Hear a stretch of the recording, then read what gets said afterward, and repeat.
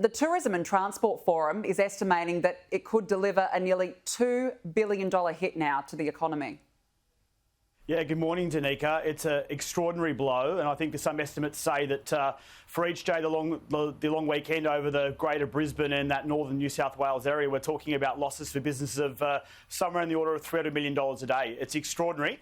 It's a cautionary tale. Just a reminder that until we have that vaccine rate at a high level, probably both here and in developed the rest of the world as well, Danica, we're going to continue to see these play out, these sort of cautionary moves by state governments to protect the population and to focus on health first. So it will continue to mean an impact on business.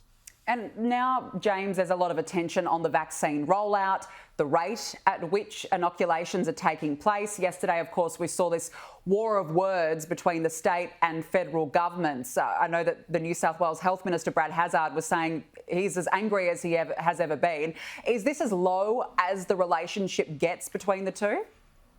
Yeah, look, it's pretty extraordinary, Danica, and it wasn't partisan either. You had both, responses from the New South Wales Liberal government and Queensland Labor government firing back, and seeing your interview this morning with Greg Hunt responding to that too. Look, it's a bit silly. I mean, our federation has been tested during COVID. We know that, and the pressure was very much on the state governments last year managing the lockdown, and they were the first line of defence on COVID.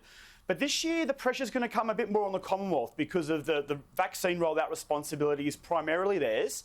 But also people are going to be looking to the Commonwealth to open those international borders back and to get trade and passenger flow, international students back into the country. So it's really not in the interests of either side, state or federal, to be having a fight. We really want that positive cooperation continuing to work together as much as possible.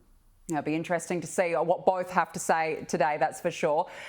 Let's move on to a different matter now. New South Wales Upper House MP Michael Johnson, he's resigned after a sexual assault allegation. It's triggered a by-election. What do you think is now at stake for the state government here?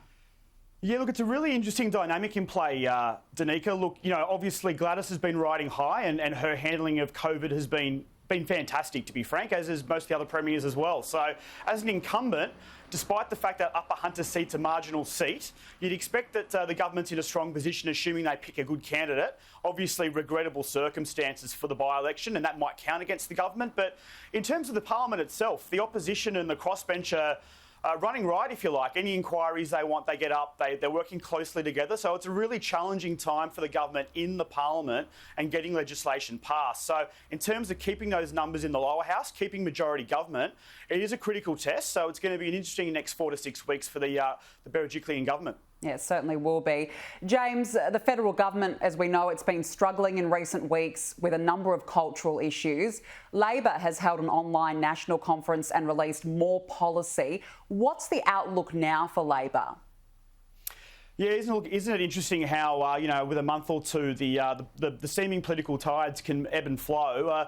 I think the Morrison government's still got that COVID recovery story, and it would be interesting to see if the government does go full term, how that plays out. But I think in some ways, from an opposition, given the power of incumbency at the moment, all you can do is get your house in order, get those key set-piece policy announcements out. And we saw Anthony Albanese do that this week, particularly with climate change, electric vehicles, community batteries, and of course that big national reconstruction fund. So, look, the opposition's focusing on getting its game right and making sure that it's picking off the areas it wants to fight on. So, we'd expect to see the next election fought on the economic recovery, around issues around jobs and fairness. Opposition's doing all it can. It could be a really tight contest. We just don't know.